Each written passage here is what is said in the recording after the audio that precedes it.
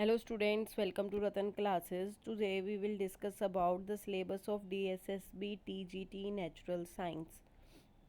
DSSB TGT Natural Science 2021 हमें crack करना है और उसकी प्रिपरेशन हम स्टार्ट करने वाले हैं. Let's talk about first syllabus कि सिलेबस में क्या क्या आता है, एग्ज़ाम का पैटर्न क्या होता है. ये पेपर 2 पार्ट्स का कंटेंट होता है, पेपर 1 एंड पेपर 2. पेपर 1 में आती है general awareness, general intelligence, arithmetical and numerical ability, Hindi language, English language. ये 5 पार्ट्स होते हैं जो कि 20-20 मार्क के आते हैं. 20 मार्क्स ईच पार्ट का होता है. ये आप किसी भी एक अच्छी एसएससी की बुक से कर सकते हैं. अगर आपको कोई कहता है कि इस पेपर का लेवल एसएससी जितना नहीं होता है तो ये बिल्कुल गलत है. ये आपको एसएससी लेवल की ही तैयारी करनी है. आप पुराने क्वेश्चन पेपर उठा के देख लीजिए, आपको सारे एसएससी लेवल के मिलेंगे जो कि 100 मार्क्स आपका कंटेन करेंगे. उसके बाद आता है सब्जेक्ट कंसर्न. अब अगर हम नेचुरल साइंस में बात करें तो कौन से सब्जेक्ट्स आ रहे हैं, फिजिक्स, केमिस्ट्री एंड बायोलॉजी. ये तीनों पार्ट्स आएंगे जो कि 100 मार्क्स के होंगे. अब हम देखते हैं कि उसका सिलेबस क्या क्या है. पहले हम बात करते हैं फिजिक्स, केमिस्ट्री एंड बायोलॉजी की. तो फिजिक्स, केमिस्ट्री और बायोलॉजी 80 क्वेश्चंस होंगे, ठीक है, जिसमें 20 to 25 क्वेश्चंस हमें मिलेंगे फिजिक्स के, 20 to 25 क्वेश्चंस मिलेंगे हमें केमिस्ट्री के और 30 to 35 क्वेश्चंस मिलेंगे बायोलॉजी के. तो बायोलॉजी का कंटेंट थोड़ा सा ज़्यादा रहता है because it's under natural sciences. तो 30 to 35 क्वेश्चंस आपको बायोलॉजी में से मिलेंगे. बाकी रह गए 20 क्वेश्चंस, वो आएंगे सब्जेक्ट मेथोडोलॉजी पे. अब हम बात करते हैं कि फिजिक्स, केमिस्ट्री और बायोलॉजी की हमें प्रिपरेशन कैसे करनी है और क्या क्या पढ़ना है. तो मैं पहले आपको बता दूं कि हमें 8 to 10th हमें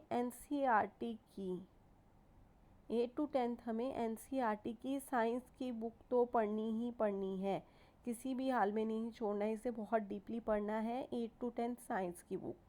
उसके अलावा जो टॉपिक्स हमें 11th और 12th में से करने हैं वो हम डिस्कस कर लेते हैं. पहले हम बात करते हैं फिजिक्स की. Physical word, units and measurement. Units and measurements में दो क्वेश्चन आपको देखने को मिल ही जाते हैं. Motion in straight line and plane, इसमें से भी 1 से 2 क्वेश्चन आपको देखने में मिल जाते हैं. ग्रेविटेशन के आपको 2 से 3 क्वेश्चन देखने को मिल जाते हैं. थर्मल प्रॉपर्टीज़ ऑफ मैटर से 1 क्वेश्चन पक्का है. थर्मोडायनेमिक्स में भी आता है. ऑसिलेशन, वेव्स और करंट इलेक्ट्रिसिटी में यहाँ से भी 2-2 क्वेश्चन देखने को मिल जाते हैं. इलेक्ट्रोमैग्नेटिक इंडक्शन, यहाँ से भी 1 क्वेश्चन आता है. ऑप्टिक्स में से भी आपको 2 क्वेश्चन देखने को मिल जाते हैं.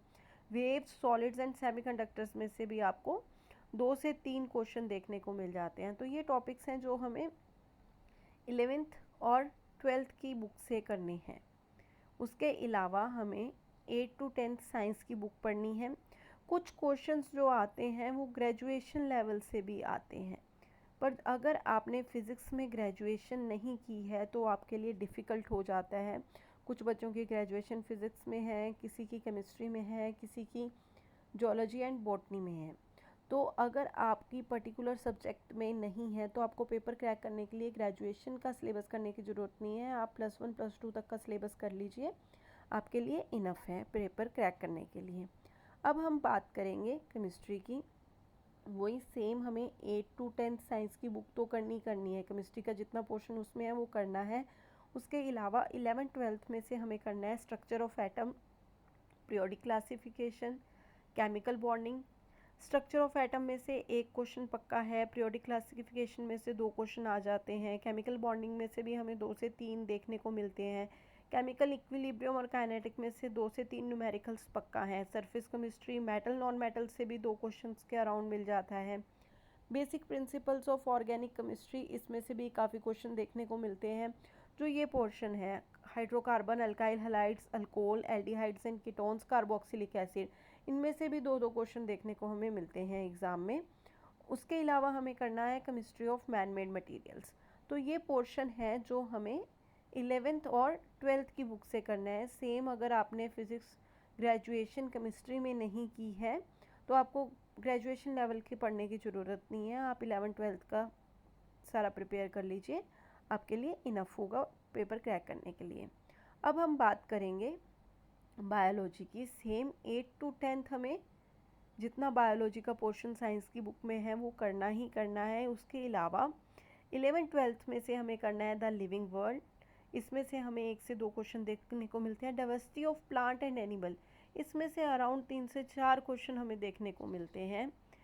प्लांट फिजियोलॉजी, एनिमल फिजियोलॉजी, ये भी हमें कवर करना है, अराउंड 2-2 क्वेश्चन इनमें से देखने को मिलते हैं। Structure and morphology of flowering plants, इसमें से भी हमें 1 से 2 क्वेश्चन देखने को मिलते हैं। रिप्रोडक्शन हमें करनी है एनिमल्स एंड प्लांट्स बोथ, उसमें से आपको अराउंड 3 से 4 क्वेश्चन देखने को मिलेंगे। सेल बायोलॉजी में से भी आपको 1 से 2 क्वेश्चन देखने को मिल जाते हैं। और जेनेटिक्स, ऑर्गेनिज्म एंड एनवायरनमेंट में से हमें 2 से 3 क्वेश्चन देखने को मिलते हैं। ओरिजिन एंड एवोल्यूशन करना है, एप्लीकेशन ऑफ बायोलॉजी करना है एंड इकोलॉजी करना है, इनमें से भी 2-2 क्वेश्चन हमें देखने को मिलते हैं। तो ये पोर्शन है जो हमें 11th और 12th की बुक से करना है। उसके अलावा 8 to 10 साइंस की बुक करनी है और ग्रेजुएशन लेवल का हम नहीं करेंगे, पेपर को क्रैक करने के लिए इतना सिलेबस इनफ है। हम एक एक टॉपिक की क्लास स्टार्ट करने वाले हैं, तो अगर आप तैयारी करना चाहते हैं तो प्लीज़ चैनल से जुड़े रहें। जल्द ही हम सारे टॉपिक्स कवर कर लेंगे। Thank you.